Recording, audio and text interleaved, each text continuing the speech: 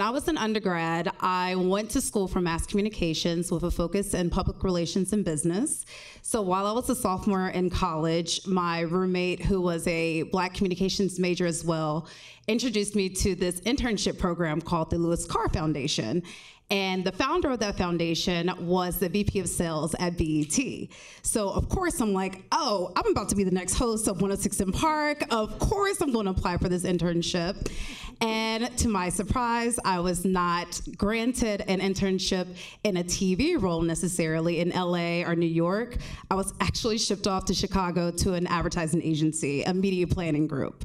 And that actually became a pivotal point in my career because I always had the ambition of becoming a host, being in the front of television, but it really showed me the business side of how television is developed and how advertising really plays a pivotal role in it. So after that year, I actually applied directly to BET. I'm like, I'm working for 106 in Park, forget all that. And I got placed at 106 in Park, but at the talent department. So I was working on contracting, working with A-list celebrities. I met Denzel Washington, love him. And I also produced segments for 106 in Park. But I later realized that that's not necessarily my career ambition. That's not where media is going now. So when I went to Columbia University, I decided that I was going to still maintain my ambition to be in media and entertainment, but I wanted to set my sights on the business side and work for NBC Universal.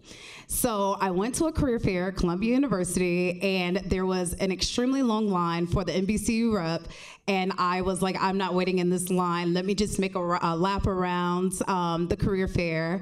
And I ran into a rep from Hot 97 who said, hey, we have a paid promotions team spot. Are you interested? I'm a broke graduate school student. I'm like, of course I want to be, paid this year. So I spoke to her for like an hour. And then eventually I made my way back over to the NBCU rep. Long story short, I ended up getting an internship and a job with both Hot 97 and NBC Universal. However, and I love telling this story because as a graduate student from Columbia University, everyone's like, oh, Ivy League.